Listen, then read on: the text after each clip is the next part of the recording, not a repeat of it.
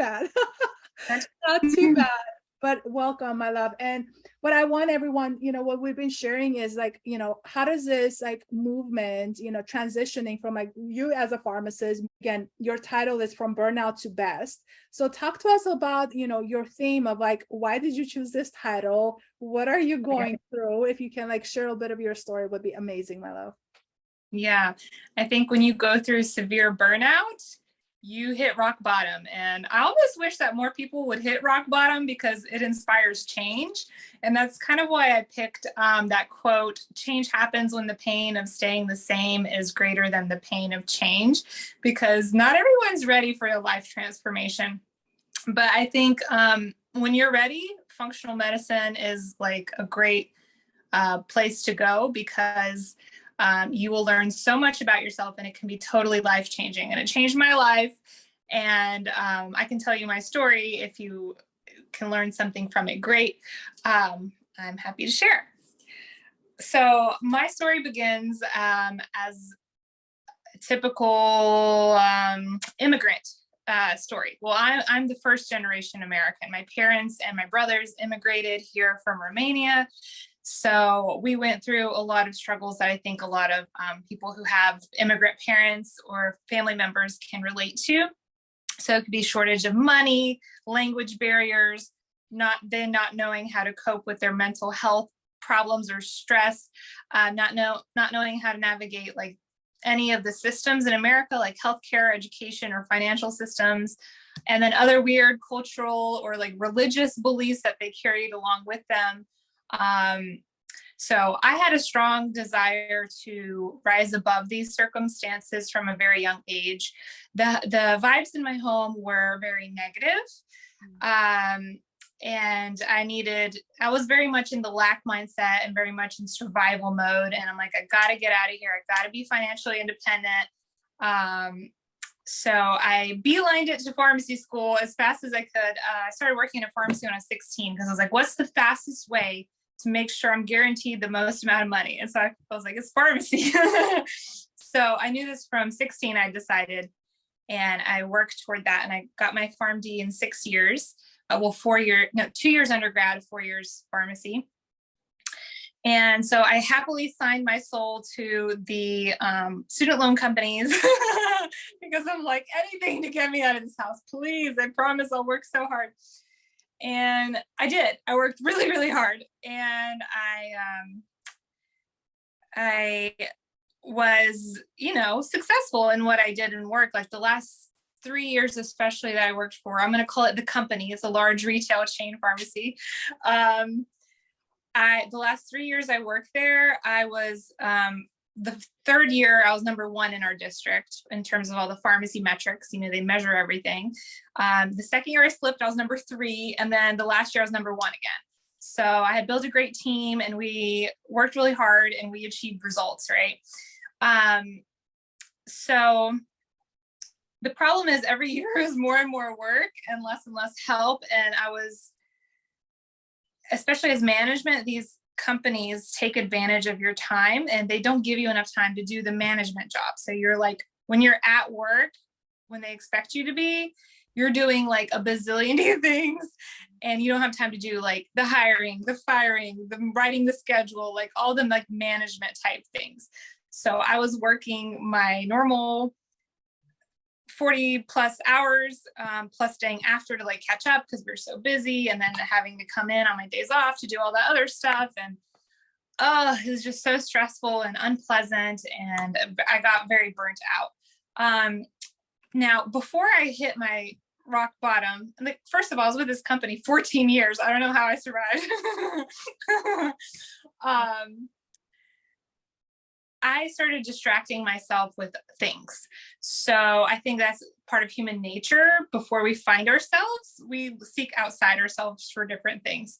So throughout the years, it was different things, not so healthy. But as I started getting older, started being healthier things.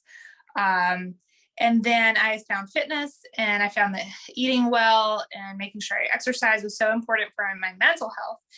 And so I decided to, especially the last few years, 3 or 4 years, to really dive into fitness.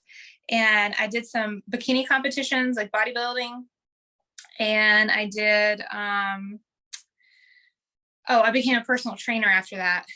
And this was like very good because it kept my mind away from work. Like when I wasn't at work, I was like, okay, I have to meal prep, I have to train, I have to do this.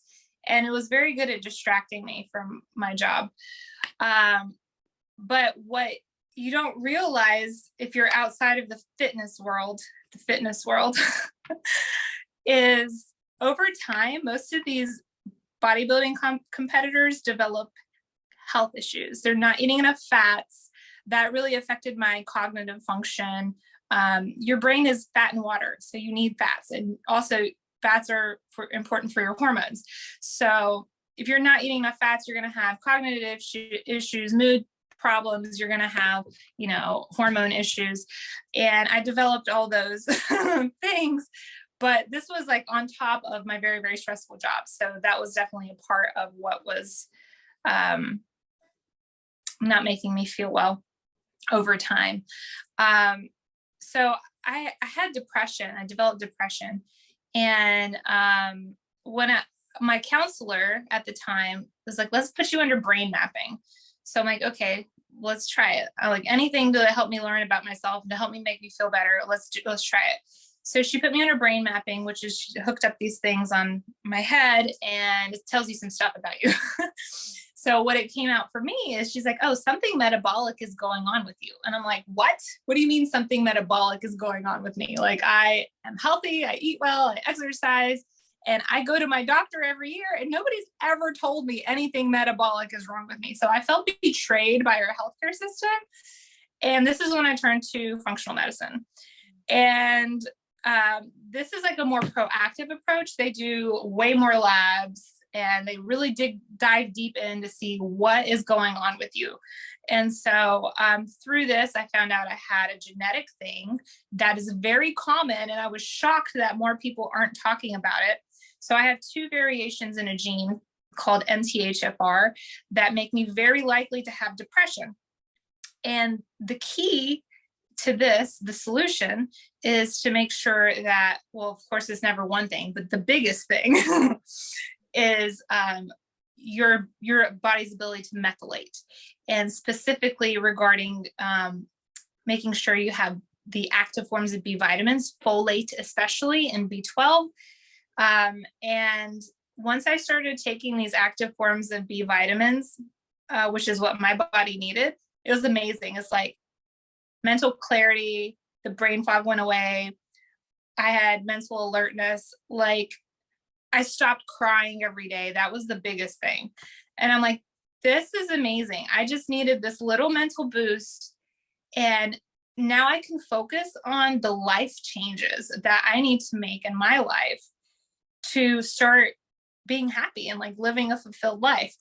So that's after I started having that little physical boost of health, I could have the mental energy and focus to start saying goodbye to things in my life that were not serving me, right? So I had to quit the job. And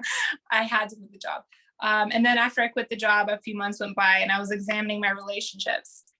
I wasn't fulfilled in my relationship after 7 years. And I realized that was something that I needed to say goodbye to. So I left that. And then I was like, I've never really traveled before and I feel called to do that at this time. So I started traveling the world and I've been traveling since June and I plan on traveling for, I think, 6 months before I come back to the US, hopefully California to see you, Christine. And I'd love to do the book launch party if we get around to doing that and we can sign some copies and all that stuff. Somebody is able to extrapolate something that I went through and put it into their lives. And if they feel called, I can help them recover from depression, help give them that mental boost of energy. And then it's kind of up to them. I can encourage them, but it's ultimately up to them to start making the life changes that they need because it's all connected. You can't, when you're unwell in either the mind, body, or soul, it affects the other ones. And that's what holistic health is all about, is trying to look at the whole picture and put it all together. Yes, amen.